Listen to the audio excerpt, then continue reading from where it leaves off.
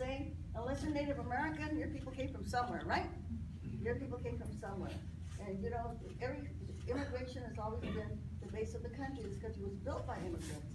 That we don't respect that. And so they kind of have a very short memory, these gentlemen do, that are running for the presidency. Also, you know, giving people legal status has always been the policy of the United States of America. Every single immigrant who came to the United States was able to become a resident, or able to vote, you know? And so when we're asking for citizenship or being documented here, it's not any different than anything that we've ever done in the United States of America. Then the question that we have to ask is, why do people come here? So we go to Oaxaca, we go to Guatemala, we go to Chiapas, these beautiful places, and as tourists, and we say, why would people leave these gorgeous places? Because there's no opportunities for them. Then we have to say, why aren't there any opportunities for them? Because of the laws that we pass here in the United States of America.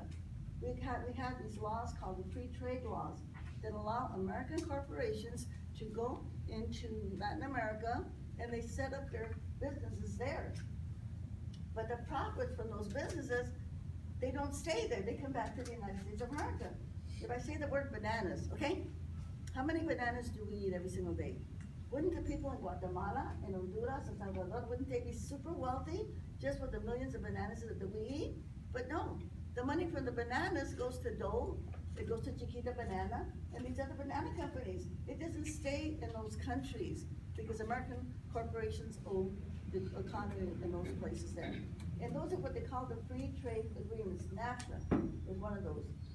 When NAFTA was passed in the United States of America, most of us didn't have a clue. The only people that knew what was going to happen were the labor unions. But the people in Chiapas and Oaxaca, they demonstrated, they had huge demonstrations, because they knew that these were going to devastate their economies, right? And so we have to change our foreign policies, and we have to use our skills, our technology, to help other countries grow their economies, instead of taking it over and taking all of the money out of those countries. After World War II, when Japan and Germany, those countries were devastated because they lost the war. And we have what they call a Marshall Plan. And America, we lent those countries, Japan and Germany, billions of dollars to rebuild their economies. So we see Toyota, we see Sony, we see Mitsubishi, okay, we see Volkswagen. Those corporations became strong with American tax dollars. And then we said, you know what, you don't have to pay us back, just keep the money. But we don't do that with Latin American countries. We go over there, we jump in, and we take their economy. I call it economic colonization. And so we have to kind of change that idea here in the United States that the resources of the world belong to us, okay? And some of those countries, that they don't agree with us, like Evo Morales from Bolivia, he says the natural gas of Bolivia belongs to the people of Bolivia. He doesn't want to go along with American free trade policies. They want to bring their gas over here, natural gas over here to the United States, you know?